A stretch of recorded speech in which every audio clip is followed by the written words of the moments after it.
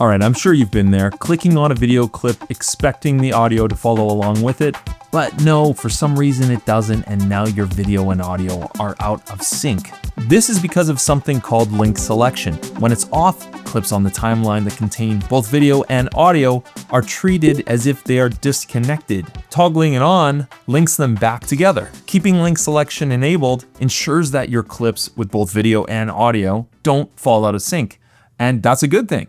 Link selection also affects trim points. If I select this trim point on the video portion of this clip, it will automatically select the audio trim point as well. But sometimes you need to adjust your video and audio separately. If I wanted to make a quick adjustment, say extend a portion of video while keeping the audio the same, I could do that pretty quickly by holding Alt or Option, then clicking and dragging the trim point to where I want. This temporarily bypasses the link selection. If I let go of Alt or Option, once again, these trim points are linked. And for these types of quick edits, I think this is a good option. I don't recommend turning off link selection, but here is a good example of when I might. This edit mainly has hard cuts where the video and audio of the clip cut at the same time. I suppose the hard cuts do illustrate the goofiness of the situation, but if we wanted to make it smoother, we can stagger some of the video and audio edits independently. So you hear the audio from the next clip come in before its video, or you continue to hear the audio from the current clip over the next clip's video.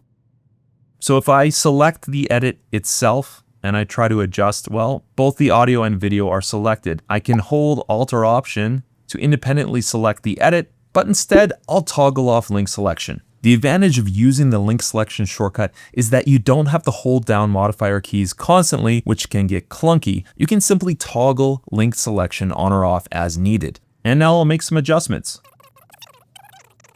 I've created staggered edits, and now I can toggle back on link selection when I want the clips or the edits to be linked. Now let's take a look at this edit. Educate you on the classic film shots.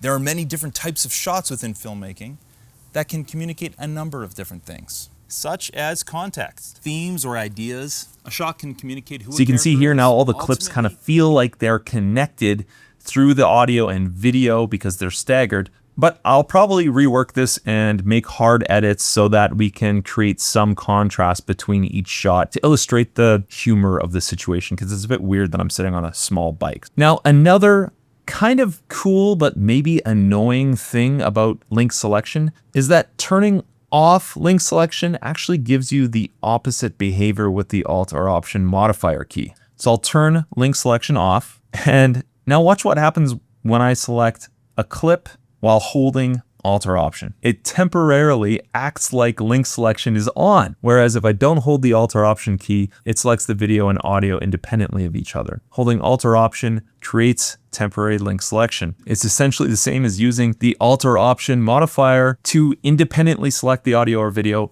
but without having to repeatedly hold that extra key. Ultimately, it comes down to preference, but I think toggling link selection wins on efficiency. But I highly encourage you to try both methods and see what works best for your workflow. And let me know in the comments which one you prefer. Thanks so much for watching, and if you want to learn more, be sure to check out the other videos on my YouTube channel. And if you want longer, in-depth classes with hands-on projects, check out my Skillshare page for that. Links are in the video description.